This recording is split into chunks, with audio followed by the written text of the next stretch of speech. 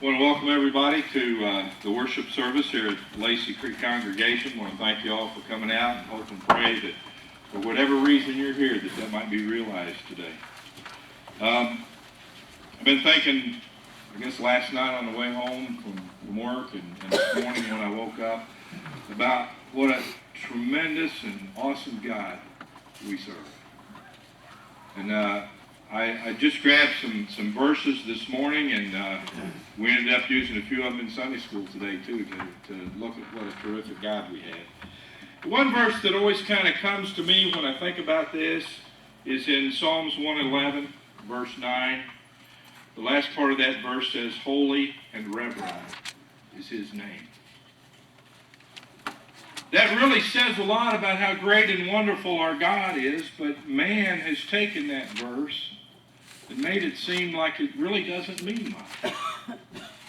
You know, when Moses was at the burning bush, he was told to remove his shoes from off his feet because he was standing on holy ground. But men today, they see something a little out of the ordinary, and what do they say? Holy cow! So the word holy is maybe not mean what it did at one time. And then we look at the word reverend. Newer translations say awesome. And it's a tremendous word that really carries a lot of weight, except man has taken the title reverend and used it for themselves. Man is not perfect like God. And reverend apparently is not even good enough for some men. They have to be the right reverend or the most right reverend. And they take that word and make it mean a lot less than what it does. Even the word awesome today.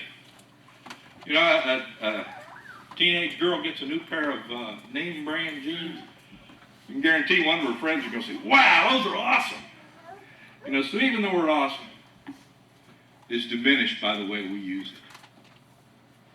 But there are a lot of verses still that tell us what a great and wonderful God we serve. In Nehemiah 9:21, listen to this verse.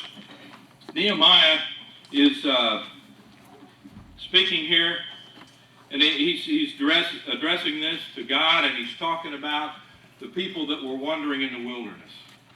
And he said, "Yea, 40 years didst thou sustain them in the wilderness, so that they lacked nothing." They had all they needed in the wilderness. We're talking about hundreds of thousands of people, and they lacked nothing. Their clothes waxed not old, and their feet swelled not. Their clothes didn't even get old. They wore the same clothes for 40 years. And their feet didn't swell. Their transportation while they were in the wilderness. In Job 26, verse 7, this is one we read in Sunday school today. But it said, "He stretcheth out the north over the empty place, and hangeth the earth upon nothing." Nothing. It's just suspended. We look at it. You know, we can see it now. We get pictures from outer space and stuff, and it's just there. And it's in that one place. And if it moved a little bit closer to the sun, this whole earth would burn up. If it moved a little bit further away from the sun, we'd freeze. What a great and awesome God we serve. Psalm 69, verse 5. "O God, thou knowest my foolishness, and my sins are not hid from thee." We do some pretty foolish things sometimes. We try to do things in secret so that nobody knows we're doing them. But God knows. God is there. God is with us wherever we go. Every place we are, God is there. God knows the deepest thoughts of our mind. What a great and awesome God we serve. And in Psalms 147, verses 4 and 5, we read, "He telleth the number of the stars." Man can't do that yet. They think they can do an awful lot, but they can't do that. "He telleth the number of the stars, and calleth them all by their names. Great is our Lord, and of great power. His understanding is infinite." He understands all things. things that we can't even imagine. He understands.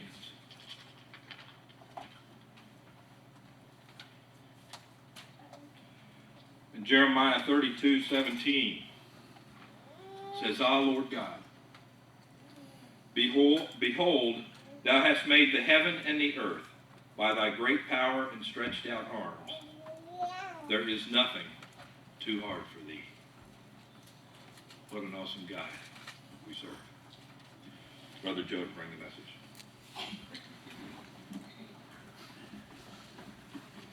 Thank you, Brother Dan. I count it another privilege to be able to stand here before you all again today. Thank the Lord for that. And as Brother Dan was saying, we do serve an awesome God. I mean, he's not given the credit that we need to be given him, and he justly deserves. If you want to turn your hymn books for our song of invitation, 596, our closing song, God is Calling the Prodigal, left to your side. And I want to take a reading this morning. I'm going to probably do quite a bit of reading, so I'm going to have to get started reading pretty quickly. But I got it up on my mind. It's been on my mind for a little while, but more so this past week for some reason or another, and I hope you all get a little something out of it. I know I have. When I've trying to put this message together today, and I've got a couple of dictionaries. I mean, not a couple of dictionaries, a couple of definitions I want to read it before I get into the lesson, and it's from the Layman's Bible Dictionary. And what I want to talk about today is hypocrite and terror. And I never thought a whole lot about it, except for some reason or another, it's been hitting me a whole lot more, and maybe it's something that I'm needing, and maybe, and I know I've learned from it, from studying this, so I know it's something that I needed, and maybe there's someone out there that needs it. But I looked up the definition of a hypocrite out of that Layman's Bible Dictionary, and it says a person who pretends to be something he or she is not. And hypocrite was used in the Bible several times by Jesus.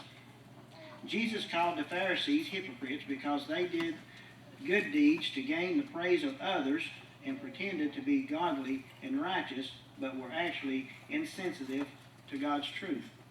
They were very insensitive to what God wanted man to do, but yet they would put out a good message. So I thought that was pretty fitting on what I was going to get to read. What I was going to read today as I read that. Also, another word I went and looked up was tar, T-A-R-E, tar. I can't pronounce it now, but you'll find it in a parable, and it's a weed now known as a darnel plant, which resembles wheat. In Jesus' parable, tares represent wicked seeds sown by Satan that will ultimately be separated and destroyed. And I thought those two hit right close together, pretty good right there, I thought. And as Brother Dan was talking just a few minutes ago about how great God is, how great that the Lord and Savior we serve today, and God we serve today, how great He can do and how great He can be. He can take something that represents something else so closely and put His people right next to Him, sit right with them. But yet, He can give the Christian the power and the support. He's got that kind of power to overcome the wicked one. Even though we may have a hypocrite sitting right beside us, or we may have a tar so right in amongst us, He has got that power that He can save each and every one of us, although we're all mixed together.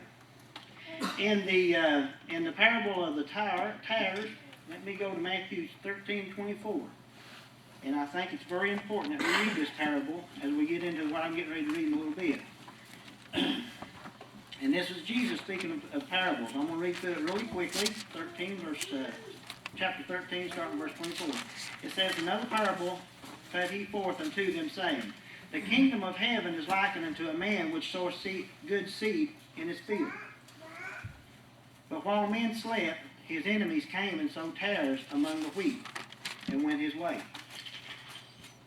But when the blades were sprung up and brought forth fruit, they appeared, the tares also. So the servant of the householder came and said unto him, Sir, didst not thou sow good seed in thy field? From whence then hath it tares? He said, Look here, you've got both wheat and tares in there. He said unto them, An enemy may have done this. The servant said unto him, Wilt thou then that we go and gather them up? The servant asked, Should we go out and get these tares out of the way? They're going to cause problems here. But he said, Nay, lest while ye gather up the tares, ye root up also the wheat with them. But let both grow together unto the harvest. And in the time of harvest I will say to the reapers, Gather ye together first the tares, and bind them in bundles to burn them. But gather the wheat into my barns. I thought that was a very setting parable when it goes along with the hypocrites. Because why, I don't know why, other than the Lord's given it to me, and it was up on my heart to mention it now, because in the last little bit, I've been out in the world talking to different ones, and they're talking about hypocrites there, and hypocrites this, and hypocrites there. Hey, all of us is together as these tares. And if we start trying to pull out a hypocrite here, or pull out a tare there, chances are you're going to pluck up a good Christian. As you start disturbing one, you're going to disturb another. And what he's saying here in this parable, let's let them grow together. The Christian has got God's Word. And as Brother Dan was saying a few minutes ago, the Christian can take God's Word with God and His power and can overcome any terror or any hypocrite they are in this world. He's given us that power if we go to Him to get it. As he said in Philippians, work out your own salvation with fear and trembling. That's what His Word's for. Now something else I didn't really understand. I got in here and studying this a little bit further. And as Jesus goes and calls the Pharisees and the Sadducees hypocrites, and we're going to look at that here in just a second or two. First I want to go to Matthew chapter 16, verse 6 through 12. I'll read that real quickly. Because Jesus has warned some of them here. It says in verse 6 of chapter 16, it says, Then Jesus said unto them, Take heed and beware of the leaven of the Pharisees and of the Sadducees. And they reasoned among themselves, saying, It is because we have taken no bread. This is the disciples there. They forgot to take the bread with them wherever they was going here. And they thought, well, it's the bread. Why is he talking about this? Which then Jesus perceived, he said unto them. Jesus knows what they were thinking. O ye of little faith, why reason ye among yourselves because ye have brought no bread? He was getting ready to give them another lesson. Do ye not yet understand, neither remember the 5 loaves of the 5,000 and how many baskets he took up? They've already witnessed the miracles he done. Why would they be needing to worry about the bread? Neither the 7 loaves of the 4,000 and how many baskets ye took up? How is it that ye do not understand that I spake it not to you concerning bread, but that ye should beware of the leaven of the Pharisees and of the Sadducees? Then understood they how that he bade them not beware of the leaven of the bread, but of the doctrine of the Pharisees and of the Sadducees. I think I've said it in this pulpit before. If you don't like the message you hear here today, I'll about grant you, you can go somewhere in this county and get something that would tickle your ears, something that you want to hear. I would prefer to hear what God has to tell me, not what man will tell me that makes my ears tickle. That makes me, whoa, I'm living the right kind of life. If he gets on my toes and steps on them hard enough, I'm going to pay attention to him. And that's what each individual needs. Each Christian needs that. So that he won't worry about the hypocrites and the tares that's out there against us. But that we can take the love of God and His power and apply it to our lives and be what He wants us to be, what we need to be a child of God. Now, like this here where it said about where are the leaven of the Pharisees? The inner part of their doctrine. That's what they was doing. They were saying one thing, but yet doing something different. And that's what I want to read really quickly. Let's turn over to Matthew chapter 23. And I'm going to do a lot of reading here. I'm going to let you think about this as we go through. And I advise you to go through because I can misspeak a word very easily. I'm only human. But we're going to go through this real quickly and let's see what Jesus says about it. And we've already seen what he says about the tares. Let's leave them amongst us. Let's go. We can go ahead and make it. With his help, we can. Me on myself, no, I can't. But with the Lord's help, I can overcome the tares that is going to be right with me, or the hypocrites that's going to be with me. I can overcome them through his love and his mercy and his power, but not on my own. Then spake Jesus to the multitude and to his disciples, saying, The scribes and the Pharisees sit in Moses' seat. All therefore whatsoever they bid you, observe. That observe and do. Now listen to this. But do not be after their works, for they say and do not. For they bind heavy burdens and grievous to be borne, and lay them on men's shoulders, but they themselves will not move them with one of their fingers. But all their works they do for to be seen of men. They make broad their phylacteries and enlarge the border of their garments. And love, and this is what Dan was reading a little bit ago, and love the uppermost rooms of feast and the chief seats in the synagogues, and greeting in the markets, and in the markets, and to be called of men, Rabbi, Rabbi. But be not ye called Rabbi, for one is your master, even Christ. And all ye are brethren. And call no man your father upon the earth, for one is your Father, which is in heaven. Neither be ye called masters, for one is your master, even Christ. But he that is greatest among you shall be your servant. And whosoever shall exalt himself shall be abased, and he that shall humble himself shall be exalted. Do you understand what this is doing here? These Pharisees and Sadducees, they were putting themselves up higher than everybody else. I'm not a bit higher than any person in here. We all are equal in God's eyes. Whether you're standing in the pulpit, whether you're leading the singing, whether you're sitting in a pew, we're all equal in God's eyes.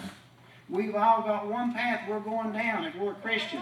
And we're trying our best to come together to learn more of what God wants us to do. To be able to be that Christian. To be able to be that child of God. That when this life is over, he will say to us, Well done, thou good and faithful servant. That's what we're striving to be. Not that we need to tear somebody else down or blame somebody else for why we don't want to go to church, or why we don't want to do this, or why we don't want to do that. It's each individual's responsibilities to take God's word and apply it to his life or her life, and to study it and to understand what God wants us to do. Can I do it up on my own? No, I can't do it up on my own. I've got to ask God for that knowledge. And how do I get that knowledge and that truth? Is by getting into his word and reading his word. I can read a lot of good books out here in the world. But his book is the book that will take me to heaven. All the other books in the world won't do that. But God's word will. Now let's go on down through there and see what Jesus is saying. Verse 13. But woe unto you, scribes and Pharisees, hypocrites! For ye shut up the kingdom of heaven against men, for ye neither go in yourselves, neither suffer ye them that are entering to go in. They're saying one thing. If you look back over there at the first part of it, in the second verse, I believe what it said. It said, All therefore whatsoever they bid you, observe. They were saying some of the right things. So they were close to being that Christian. But what did he also say? He said, They that observe and do what they're saying, observe and do, but do not ye after their works. He knows who they are. We don't necessarily know, but he does. So if it goes along with God's word, and we'll find out in a little bit later on, well, I'll just go ahead and tell you in 1 John 4, 1 through 4, it says, try the Spirit. Run over it real quickly. I'll just read that real quickly for you. I've got it marked out. It says, Beloved, believe not every spirit, but try the Spirit whether they are of God, because many false prophets are gone out into the world. Hereby know ye the Spirit of God. Every spirit that confesseth that Jesus Christ is come in the flesh is of God. And every spirit that confesseth not that Jesus Christ is come in the flesh is not of God. And this is the spirit of the Antichrist. Thereof ye have heard that it should come, and even now already is in the world.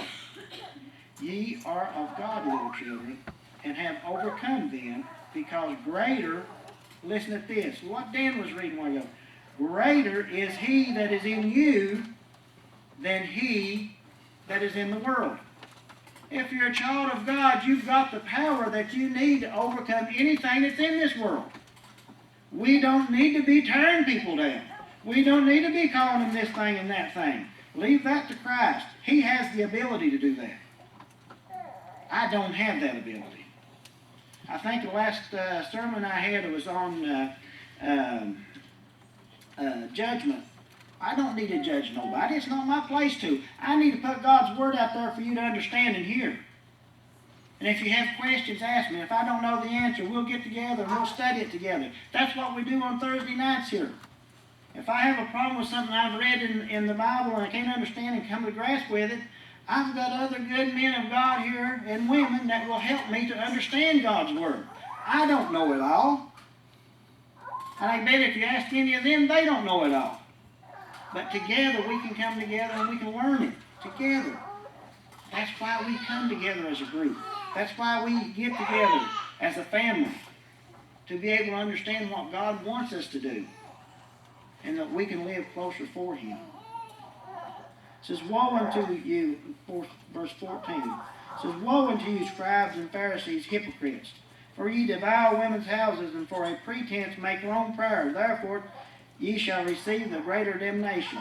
Woe unto you, scribes and Pharisees, hypocrites, for ye compass seas and land, and make one proselyte, and when ye is made, ye made him twofold more the child of hell than yourselves. These scribes and Pharisees was having a lot of good talk, but that's all it was. They wasn't doing what they say. We need to watch what we say. We need to watch what we do. Our conversation needs to go along with our lifestyles. And that lifestyle needs to be sunk in God's Word, not man's word. Woe unto you, ye blind guides, which say, whosoever shall swear by the temple it is nothing, but whosoever shall swear by gold of the temple, he is a debtor. Ye fools and blind, for whether is greater, the gold or the temple that sanctifieth the gold? And whosoever shall swear by the altar, it is nothing, but whosoever sweareth by the gift that is upon it, he is guilty. Ye fools and blind, for whether is greater, the gift or the altar that sanctifieth the gift? Whoso therefore shall swear by the altar sweareth by it, and by all things thereon. And whosoever shall swear by the temple sweareth by it, and by him that dwelleth therein. And he that shall swear by heaven sweareth by the throne of God, and by him that sitteth upon. Woe unto you, scribes and Pharisees, hypocrites, for ye pay tithe of mint and of nice and cunning, and have omitted the weightier matter of the law, judgment, mercy, and faith. These ought to be have done, and not to leave the others undone. Jesus was giving the scribes and the Pharisees and the Sadducees here, a good tongue lashing. Look at that and read it.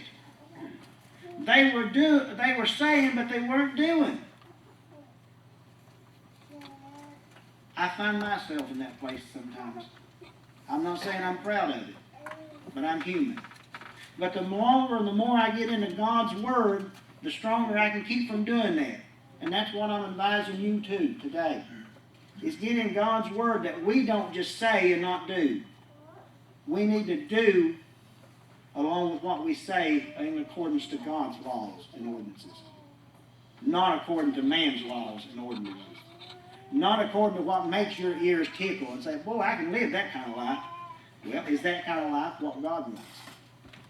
Or is that the kind of life that we want? Ye blind guides which strain at a gnat and swallow a camel. Woe unto you, scribes and Pharisees, hypocrites, for ye make clean the outside of the cup and of the platter, but within they are full of extortion and excess. Thou blind Pharisees, cleanse first that which is within the cup and platter, that the outside of them may be clean also. Woe unto you, scribes and Pharisees, hypocrites, for ye are like unto whited sepulchres, which indeed appear beautiful outward, but are within full of dead men's bones and of all uncleanliness. How beautiful we can make our sepulchres out here beautiful. You put the prettiest thing up. But when you uncover it and you get into the casket, what do you find? This old body is going to go back to the earth from which it came, but the soul goes back to God.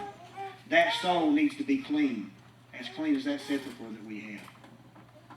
That soul needs to be in God's Word, needs to be stayed with God's Word. And only through Jesus Christ can we have the cleansing that we need through His Word and not through our own.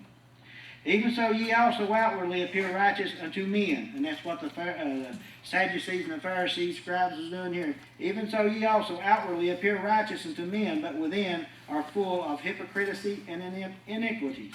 Woe unto you, scribes and Pharisees, hypocrites, because ye build the tombs of the prophets and garnish the sepulchres of righteousness, and say, if ye have been in the days of our fathers, we would not have been partakers with them in the blood of the prophets. Wherefore ye be witnesses unto yourselves that ye are the children of them which killed the prophets. Fill ye up then the measure of your fathers. Ye serpents, ye generation of vipers, how can ye escape the damnation of hell? Jesus Christ was letting them know what they were doing. Why did you think they set out to do what they did to Him? They didn't like what they were hearing. Sometimes we don't like what we read or what we hear out of this Bible. And I tell you what, if you don't heed to it, you'll like even a judgment even worse. A whole lot worse. Wherefore, behold, I send unto you prophets and wise men and scribes, and some of them ye shall kill and crucify, and some of them shall be scourged in your synagogue, and persecuted from them from city to city. That upon you may come all the righteous blood shed upon the earth, from the blood of righteous Abel unto the blood of Zacharias son of Baracharis, whom ye slew between the temple and the altar. Verily I say unto you, all these things shall come upon this generation. You know, hypocrites just didn't come around this last few years. They went around during the time of Jesus. And I believe that from what I understand from the Strong's concordance I've got at home now, Attorney was good enough to get me one of those for Christmas this last year, and reading it, it gives you how many words, or how many times things was used in the Bible. You can count down and see. And Jesus Christ used hypocrite more than any place else in the Bible. Right here through this chapter right here, from what I can see, I can be corrected on that. I'm only human. From my studying, the most time hypocrite was used is right here. Today, people use it as you go out into the streets. Well, I'm not going up there. Ain't nothing but a bunch of hypocrites. I would prefer to sit with a bunch of hypocrites and have my soul right with the Lord as to be on the street talking about them. My soul will not do me a bit of good out on the street and never darken the doors of a church, whether there's hypocrites there or whether they're not. I'm not one to judge, and I'm not going to. I try my best to bite my tongue when the thoughts enter. I can get behind me, Satan. I don't need that in my mind. The hypocrites didn't come around yesterday. They didn't come around last year. They didn't come around 10 years ago, 50 years ago. They was around when Jesus was teaching. Because he lays them right out here at them. Just like as the hypocrites that we read the definition of, and the tares. The tares are sold amongst us every day. where we go out to work. That's why it's so vitally important that we come together in this place, in this congregation, that we can pull strength from each other. That we know what God wants us to do. That we can pull the strength out right here, out of this congregation. I can get strength from you, you can get strength from me. As when we walk out that door after a while, that we can get through another week. We've missed a whole lot of the Bible study on Thursdays through the bad weather. We've missed some services here through bad weather. It affects me. I don't know whether it affects you or not, but it affects me.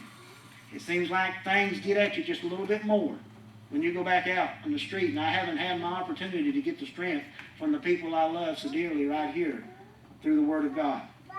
And I don't have that strength to draw from week to week. I can tell by the end of the second week that I'm hit a whole lot harder. It's important that we come together and that we pull that strength from each other so that we can go back out into this world. And then we can take the power of God, which can sustain us through anything. It doesn't matter what we face.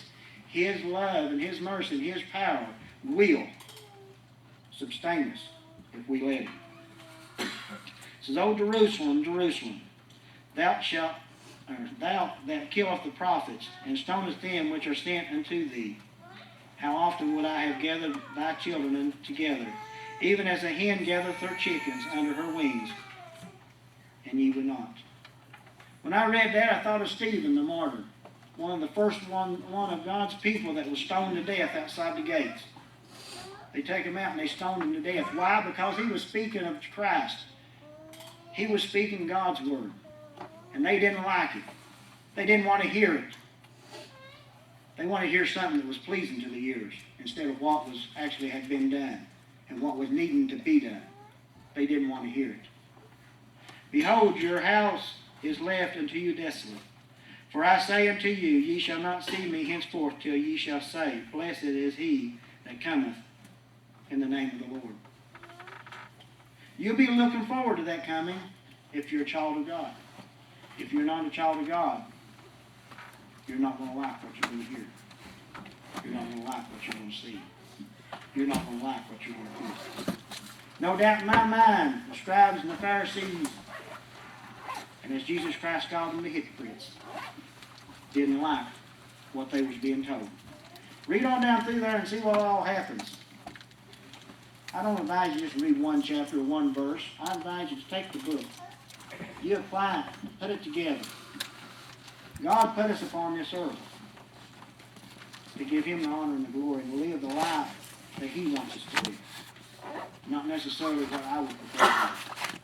As the saying has been said, any dead fish can float downstream. But if you want to go upstream and you want to be a child of God, you're going to have to be a live fish. You're going to have to swim hard in this world. I think it was prior to Jesus, and I forget what chapter it's in. I believe it was in John, but I have to go back and look at all that, so don't quote me on this. He prayed that, and I can't know whether I even get it right for sure or not, but he prayed that we not be taken out of the world, that we can overcome the world. We can overcome the world through this. Not on ourselves, we will not do it. I can't, you can't. But through God's Word, we can overcome anything that comes upon us, provided we will let Him into our life and let Him be the one that guides us, leads us, and directs us in the path that we have to go to make it to heaven. And I pray that you'll do that. Don't worry about the hypocrites. They're going to be here. Don't worry about the terrorists. They're going to be here. They ain't no use worrying about it. As he said with the Pharisees and the scribes there, do as they say, not as they do. They had a good message. That's what the terrorists have, a good message. They look a whole lot like the wheat, but they're not the wheat. The hypocrite looks a whole lot like the Christian, but not the Christian. We can overcome all that through God's love and through God's mercy and through His help. This time, let's stand and sing number 596. There's one here that don't know the Lord as their Lord and Savior. I invite you to come today.